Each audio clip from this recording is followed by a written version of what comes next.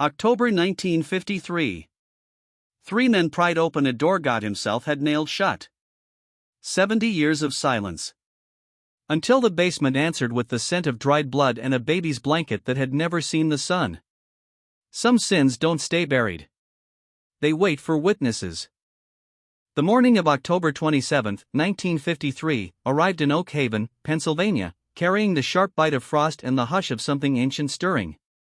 The old stone church, built in 1854 by hard men and harder women who had crossed an ocean to escape hunger and kings, stood on its little hill like a gray sentinel that had seen too much. Its limestone walls, quarried from the same earth that now hid its secrets, glistened with dew. Inside, the air should have smelled of beeswax, old hymnals, and the faint sweetness of communion wine. It did not. Instead, a deeper, heavier scent rose from beneath the altar: damp soil, cold iron, and the copper tang of something that had once been alive. It seeped upward like a confession no one had the courage to speak aloud.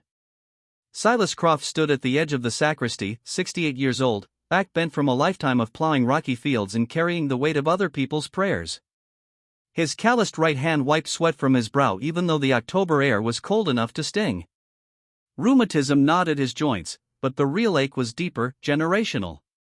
His grandfather Elijah Croft had been deacon here in 1883, the year the basement was sealed with mortar, stone, and iron spikes driven so deep the wood had grown around them like a scar. Elijah never spoke of that night. Only once, on his deathbed, whiskey loosening a tongue that had stayed silent for decades, he had gripped young Silas's wrist and whispered, "The blood of Abel cries out from the ground, boy. And when the Lord finally lets it speak, even the stones will tremble." Silas had carried those words for 50 years like a brand burned into his soul. Beside him, his nephew Jedediah, 29, broad-shouldered, full of the reckless confidence of youth, grunted as he levered the last iron spike free. "This is it, Uncle Silas," he said, voice echoing under the vaulted ceiling. "Last one. For weeks the whole town's been buzzing like we're digging up pirate treasure." He laughed, but the laugh died quickly. Even Jedediah could feel it, the way the old-timers in the congregation had gone quiet whenever the basement was mentioned. The way mothers clutched their children tighter when passing the sacristy. The way Reverend Elias Thorne, a scholarly man who preferred Greek texts to fire and brimstone, had hesitated when the young Philadelphia architect proposed the new heating system.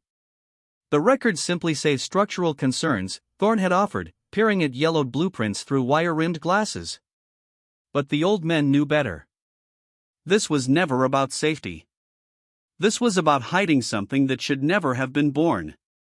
The renovation crew, local farmers mostly, men who knew how to swing an axe and how to keep their mouths shut, had spent 3 careful days prying up the 1908 floorboards.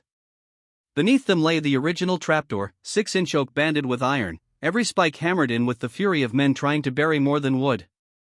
Jedediah had attacked those spikes with a crowbar in pure stubborn strength until the last one finally surrendered with a scream that sounded too much like a child's cry. The moment it tore free, the air changed. A gust rose from below, cold enough to frost their breath, carrying the scent of turned grave soil, old pennies placed on dead eyes, and something faintly sweet and metallic that coated the back of the throat like guilt. Not rot. Not exactly. It was the smell of a place that had been forced to swallow a secret and had never been allowed to vomit it back up. Silas felt the tremor start in his knees and climb into his chest. 70 years of unspoken questions pressed against his ribs like a hand trying to stop a heartbeat. He closed his eyes and saw his grandfather's face again, ashen, eyes hollow, whispering, "Some doors the Lord closes himself. And woe to the man who opens what heaven has sealed." Jedediah braced his boots. With a guttural cry he heaved. The trapdoor rose slowly, protesting with a long, tortured shriek of rusted hinges and splintering wood at the sound of a soul being dragged unwillingly into the light. Ancient dust erupted upward in a thick gray curtain, catching the weak autumn sunlight slanting through the stained glass Lamb of God. The particles swirled like lost spirits refusing to settle, dancing between the men as though warning them, "Turn back." When the dust finally thinned, the black mouth of the basement gaped open. Rough-hewn stone steps, slick with 70 years of condensation, descended into absolute darkness. The kind of darkness that feels alive. The kind that remembers every prayer ever whispered against it. Reverend Thorne stepped forward, face pale beneath his scholarly calm. He flicked on the new battery lantern, a modern marvel that cut through the gloom like the sword of judgment. The beam pierced swirling dust motes and illuminated the first few steps. Moisture glistened on the walls like tears the stones themselves were shedding. "Well," Thorn whispered, voice barely audible, "we've found it." Silas did not wait. He placed one boot on the first step. The cold shot through the leather instantly, colder than any frost, colder than death itself. It was the cold of a place that had never known sunlight, never known mercy. Each step echoed like a heartbeat in a tomb. Behind him, Thorn followed, lantern held high like a man carrying both light and condemnation. Jedediah stayed at the top, rope in hand, suddenly far less eager.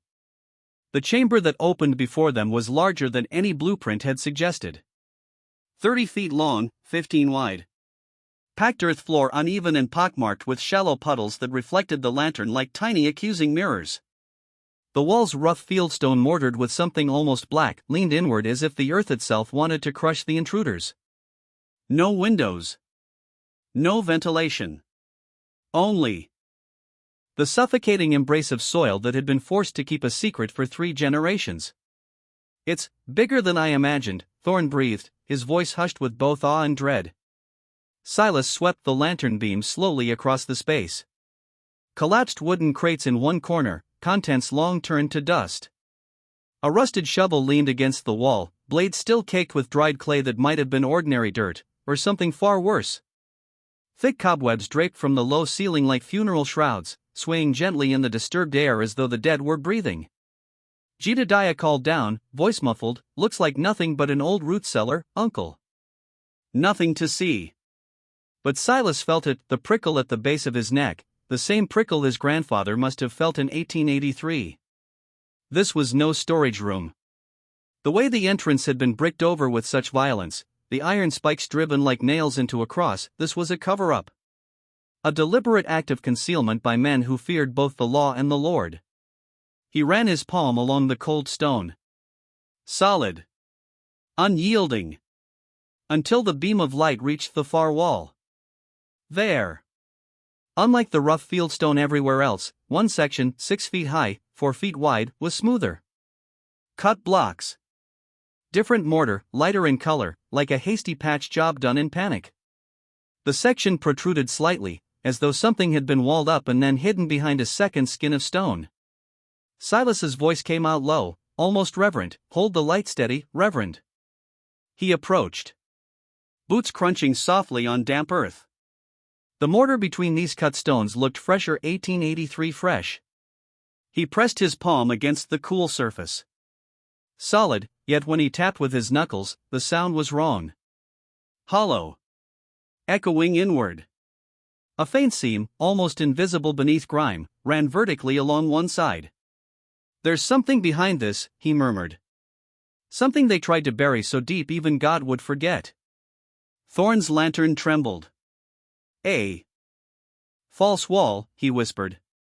"Built the same year the records go silent." Silas called up for tools. Jedediah lowered a pickaxe and shovel on the rope, his face now drained of color even in the dim light from above. The first strike was careful. The second was not. The pickaxe rang against the mortar with a dull thud, not the sharp crack of solid stone, but the sound of something brittle and guilty giving way. Dust and small fragments exploded outward. The peculiar scent thickened instantly, old dry wood, iron, and that faint, sickly sweet undercurrent that twisted the stomach with recognition no one wanted. Strike after strike. The crack widened. The air grew heavier, as though the basement itself was exhaling a breath held for 70 years. A small gap appeared. Silas dropped the pickaxe. He knelt. Thorn angled the lantern into the breach. The beam slid into the narrow recess, barely large enough for a man to stand, and what it revealed stopped every heart in that chamber. Not another room. A shallow alcove. And inside it, tucked against the back wall like a secret the Lord had been guarding until the right moment. A small wooden crib. Crude. Hand-carved in haste. Legs uneven, slats rough, as though built by shaking, terrified hands in the dead of night. Draped over one side, faded to the color of old parchment and brittle with age, was a tiny baby blanket. Yellowed. Threadbare. Faint embroidery still visible in the lantern light, a small cross, and the beginning of a name, the rest worn away by time, tears, and 70 years of silence. The silence that fell was heavier than any stone. It was not the silence of an empty room. It was the silence of a grave that had just been asked its name. Silas's trembling hand hovered over the blanket but did not touch it. He could feel the weight of every unanswered prayer ever offered in this church pressing down on his shoulders. He could hear, in the deepest part of his soul, the echo of Genesis 4 verse 10, the voice of "Thy brother's blood crieth unto me from the ground." Reverend Thorne's face had gone the color of ash. "Lord have mercy," he whispered, but the words sounded like a plea for his own soul, not for the one who had once lain in that crib. Jedediah, now standing beside them, stared at the tiny blanket as though it might reach out and accuse him personally. Silas straightened slowly. His voice, when it came, carried the weight of 3 generations who had chosen silence over truth. "Jedediah, bring the sledgehammer. Every last stone comes down. Carefully. Because whatever happened here in 1883, whatever innocent blood was hidden behind this wall, the Lord waited 70 years for witnesses. And today, He finally has them." The lantern flickered once as though the light itself feared what they were about to set free. High above, in the empty sanctuary, the old church bell trembled in its tower though no wind touched it, as if even the iron knew the past was no longer willing to stay buried. And somewhere in the darkness behind that false wall, something that had been waiting since 1883 finally drew its first breath in 70 years. The real story was only beginning to speak. The work of dismantling the false wall proceeded in reverent silence, broken only by the soft scrape of metal on stone and the occasional low grunt of effort. Silas, Jedediah, and Reverend Thorne took turns. No one wanted to be the sole hand that disturbed what 70 years had tried to keep hidden. Each block they pried free felt heavier than the last, as though the mortar itself resisted, clinging to its long-held secret with the stubbornness of guilt. Dust drifted downward like gray snow. The peculiar scent intensified with every gap, that blend of damp earth, old iron, and the faint, nauseating sweetness of something long dried but never truly gone. It clung to their clothes, their hair, their skin. They would carry it with them for days. When the final stone came away, carefully, almost tenderly, the recess stood fully exposed. A narrow tomb of a space, 6 feet deep, 4 feet wide, carved straight into the virgin earth beneath the church. Rough planks lined the walls and floor, warped and blackened by decades of moisture, splintered in places where roots had tried to reclaim what man had taken. Against the far wall stood the crib, small, crude, built by hands that had known both love and terror. Its dark oak frame was pitted with age, the slats uneven, as though assembled in haste by lantern light. The tiny blanket, once perhaps the softest thing a mother owned, now hung brittle and colorless, edges fraying into nothing. Silas stepped forward first. His breath misted in the cold. He reached in slowly, fingers brushing the blanket as though it might crumble to ash at the slightest pressure. He lifted it with the care one uses for sacred relics. The crib was empty. No small bones. No tiny shroud. Just the shallow depression where a child's body had once lain and the faint, ghostly imprint of shoulders and head pressed into the ancient straw mattress. Relief flickered across Silas's face for half a heartbeat, then died. The emptiness was worse than any remains could have been. It screamed absence. It screamed deliberate removal. It screamed a choice made in darkness. Beside the crib, half buried in shadow, sat a small wooden chest no bigger than a family Bible. Plain oak, no carvings, secured by a simple rusted latch that looked as though it had rusted shut from disuse rather than weather. Silas drew it out. The wood was shockingly cold, damp, almost sweating. A faint metallic tang rose from it. Old blood, old pennies, old regret. "What's in it?" Jedediah whispered. The young man's usual bravado had vanished, his voice sounded small in the confined space. Reverend Thorne nodded once, solemnly. "We open it here. Whatever this place holds, it belongs to this church. To us." Silas worked the latch. The iron groaned like a sigh long held. The lid lifted. Inside, wrapped in layers of brittle, yellowed muslin that smelled faintly of lavender long faded. First, a small wooden bird, wings spread in mid-flight. Carved from dark walnut, polished smooth by tiny fingers that had stroked it countless times. A child's comfort, carried through nights of fear. Beneath it, a leather-bound journal, cover cracked like old skin, spine worn from handling. Then a packet of letters, tied with a ribbon so fragile it disintegrated at the first touch, scattering like moth wings. And at the bottom, folded in clean linen, a silver locket, tarnished almost black, surprisingly heavy. Silas lifted the locket. His thumb found the delicate clasp. It opened with a soft, final click. Two daguerreotypes stared back. One, a man in clerical collar, stern mouth softened by kind eyes. Reverend Elias Caldwell, the same face that gazed down from the faded portrait still hanging in the church vestibule, the one no one ever dusted anymore. The other, a young woman, perhaps 25, gentle features shadowed by sorrow. She cradled a swaddled infant in her arms. The image was soft, blurred by time and moisture, but the tenderness and the terror in her eyes was unmistakable. Reverend Thorne drew in a sharp breath. Caldwell, and that must be Lydia Miller. And her boy Thomas, or perhaps another. The pieces began to fall into place with the sickening inevitability of stones sliding down a grave. Jedediah pointed suddenly. "Uncle, look there." In the wooden floor of the recess, near where the crib had stood, a faint groove worn smooth, as though something heavy had been dragged across it again and again. Silas traced it with his finger. The path led to one loose plank. With gentle pressure, he pried it up. Beneath, wrapped in oilcloth against the damp, lay two final items. A small wooden doll, crudely carved, face painted with faded red cheeks and black dot eyes that seemed to follow the lantern light. Tiny dress made from scraps of calico and muslin. And beside it, one infant's leather shoe, no bigger than a man's thumb. The sole worn thin from crawling, the laces long rotted away. The air in the recess thickened until breathing felt like drawing guilt into the lungs. Reverend Thorne's voice came out cracked. This is not a grave. Not literally. But it is a sepulchre. A place where memory was entombed.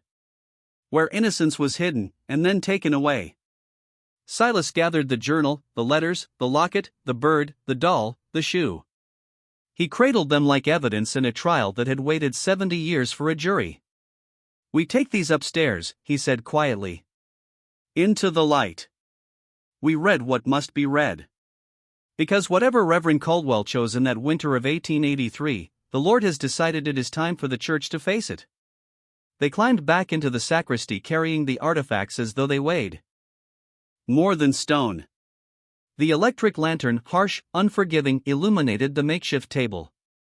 Each item laid out in a solemn row, the bird with its outstretched wings, the locket open to its two faces, the doll staring blankly, the single shoe like an accusation. Reverend Thorne lifted the journal first. The leather cracked softly as he opened it. The handwriting, once neat, precise, grew more hurried with each passing page. "November 12, 1882, he began, voice low. Ordinary entries. Church business. Weather. Livestock reports." But the tone darkened quickly. "November 28 th, heavy snow. Roads impassable. December 5 th, the cough begins. Spreading among the children." The Great Freeze of 1882 to 1883 was legend in Oak Haven, a winter so brutal that the Susquehanna froze solid for miles, that wolves came down from the ridges, that the town lost nearly a third of its souls to influenza turned diphtheria. Food stores vanished. Doctors rode out and never returned. Coffins stacked in the churchyard because the ground refused to yield. Caldwell's entries grew shorter.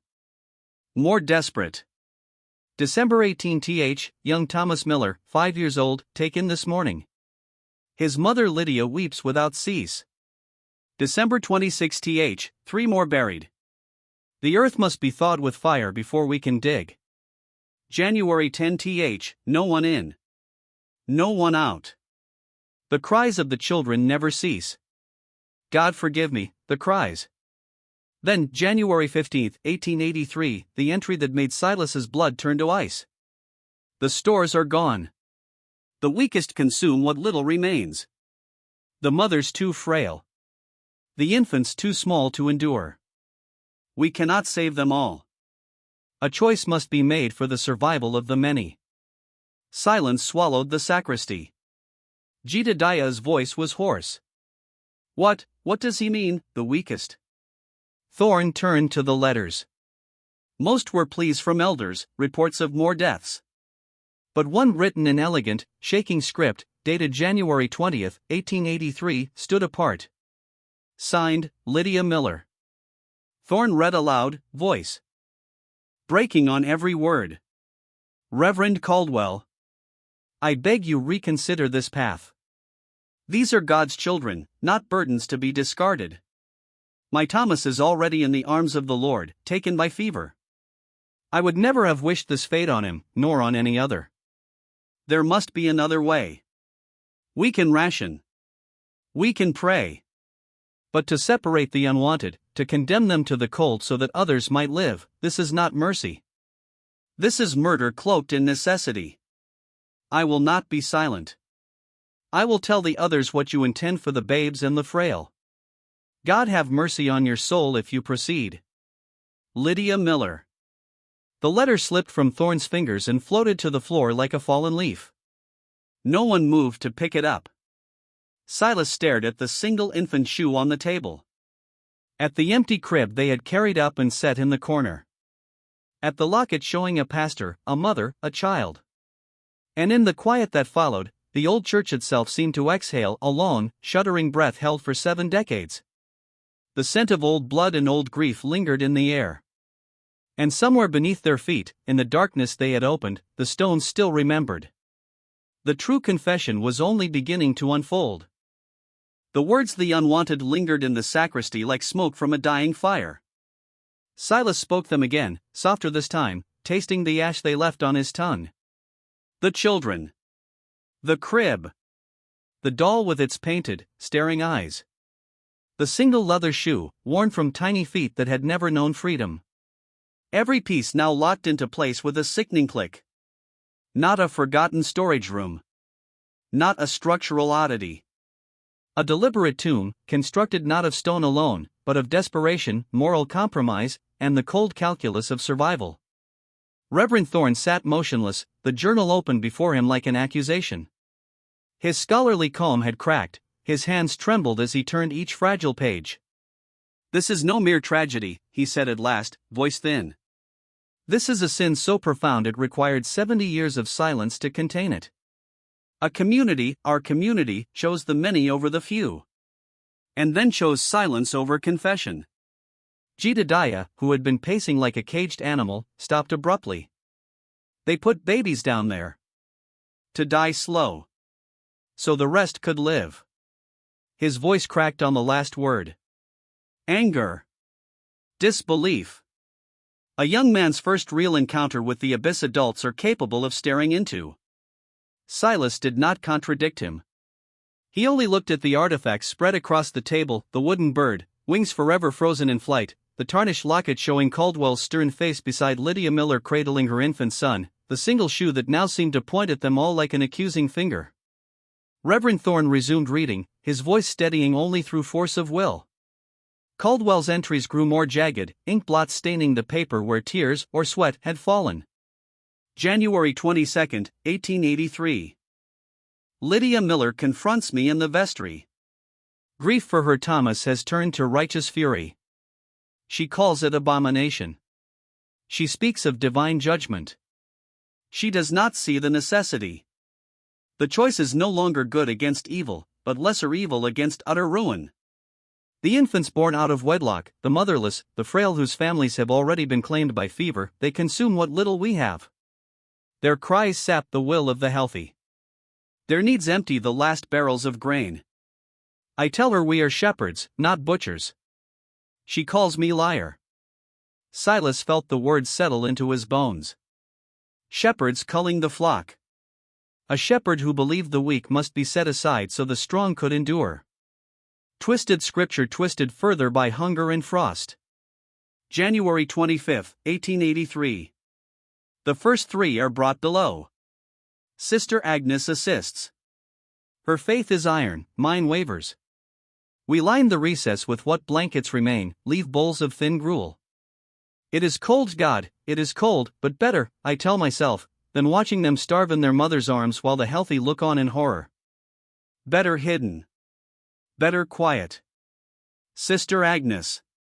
Silas remembered her clearly now, a tall, gaunt woman in perpetual black, living to 93, eyes always distant, as though she carried something heavier than her Bible. Children had whispered she could see ghosts. Adults said she prayed too long and too loud at night. Now the truth cast a different shadow: complicity. A woman who helped wall up innocence and then lived the rest of her days under the weight of it. The entries fractured further. February 1, 1883. More arrive. The number grows. Above ground, Oak Haven sleeps in uneasy quiet. Below, the true heartbeat of the town echoes in darkness. Small faces haunt my sleep. Innocent. Accusing. God, what have we done? February 8, 1883. Lydia will not relent. She whispers to anyone who will listen. She threatens exposure when the thaw comes. The shame would end us. The law would come. The town would be branded murderers of children. She must be silenced. For the remnant. For those who still draw breath. Silas's breath caught. Silenced. The word landed like a stone in still water. Reverend Thorne paused, fingers pressed to the page. This is confession, he said quietly. Not of accident. Of intent. Jedediah's fists clenched. He was going to kill her. Not kill, Silas corrected, though the distinction felt hollow. Remove the threat. Protect the secret. Protect what was left of Oak Haven. The final entry, February 18, 1883, was barely 3 lines long. Ink smeared. Handwriting shaking so violently the words seemed to bleed. The choice is made. May God have mercy on my soul. And on hers. Silence swallowed the room. Even the wind outside seemed to hold its breath. Thorne closed the journal with reverence or fear. It ends there. No more words. No explanation. Silas stared at the locket again. Caldwell's stern gaze. Lydia's gentle, sorrowful eyes. The infant Thomas, most likely wrapped in swaddling that would never warm him through the winter. Thorne reached into the chest once more. At the very bottom, folded small and tucked beneath the ribbon remnants, lay one final scrap of paper. Not a letter. A note. Hastily scrawled in a different hand, Lydia's, but frantic, ink running where tears had struck the page. Dated February 17, 1883. He knows I will not be silent. He speaks of preserving Oak Haven, but it is preservation built on blood. I have spoken to Dr. Albright, to Martha. They waver, torn between compassion and fear of ruin. Sister Agnes is stone. Tomorrow at dawn I go to the bridge. The thaw has begun. I will cross Miller's Creek and find the county road. I will tell the world.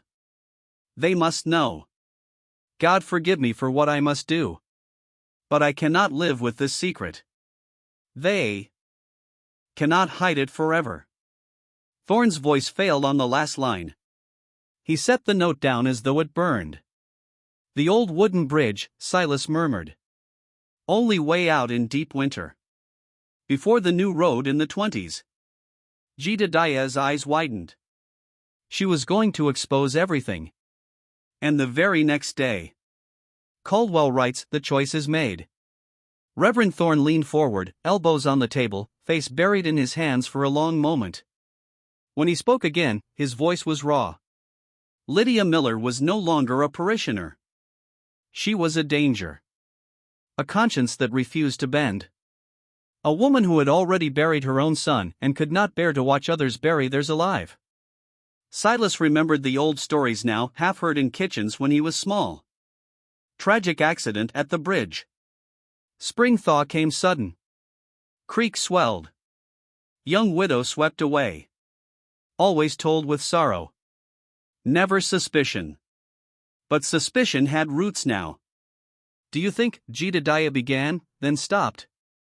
Swallowed. Tried again. Do you think Caldwell pushed her? No one answered immediately. Silas lifted the locket once more. Turned it in the lantern light.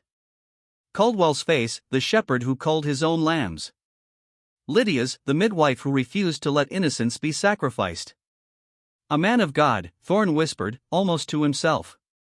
A man who believed he served the greater good. Until the good became indistinguishable from evil. Desperate times, Silas said grimly. Caldwell's own words show a mind unraveling. He convinced himself Lydia's death or disappearance was necessary. One more sacrifice. For the remnant. The sacristy felt colder now than the basement ever had. The wooden bird lay still on the table, wings spread, forever trying to fly. The doll stared. The shoe pointed nowhere. And somewhere beneath their feet, the stones of the church laid by men who believed in redemption held the echo of cries that had never been answered.